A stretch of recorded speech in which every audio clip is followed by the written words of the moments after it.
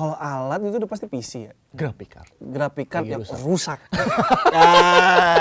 Itu udah pusing tuh. Kalian ada AI unsur yang membantu. Kalian nggak takut suatu saat, maksudnya orang dari kalian nih udah nggak ke kalian lagi nih? Lama mungkin Ban, mungkin iya, tapi buat gua sih lama ya. Kenapa? Karena sekarang mau bikin edit video udah bisa pakai AI gitu ngedit.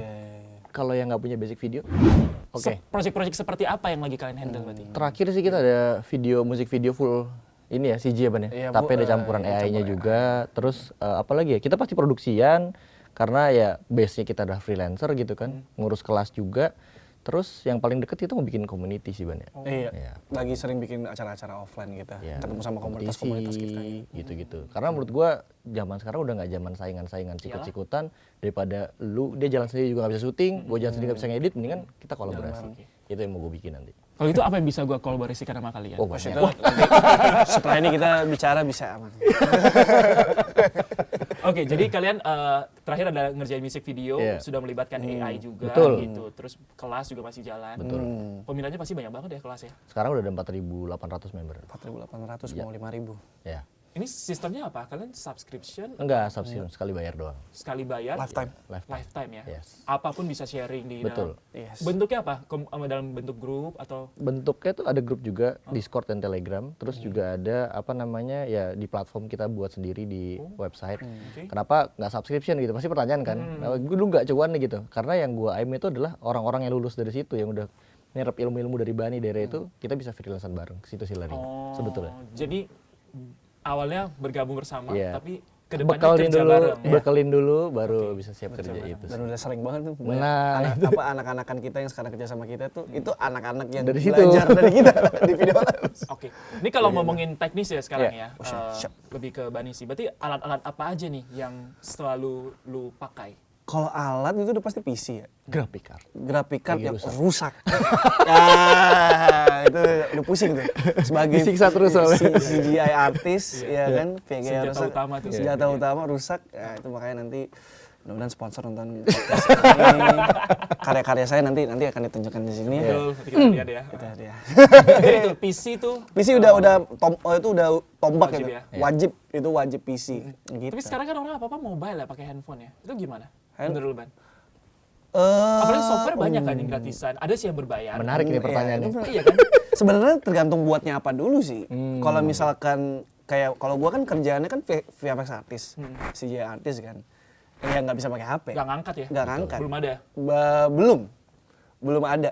Oke. Belum ada menurut gua. Tapi lu ngeliat ada chance ya orang nanti ada, sangat pakai ada. handphone. Tapi emang gila. Sekarang software karena dibantu AI ya. Iya, update-nya sekarang gila banget. Jadi bisa aneh-aneh sekarang itu. Cuman kalau misalkan emang pengen dapetin yang ya sebagai VFX artis masih susah banget untuk kalau misalkan harus PC ya? Harus PC dan harus powerful. Oke.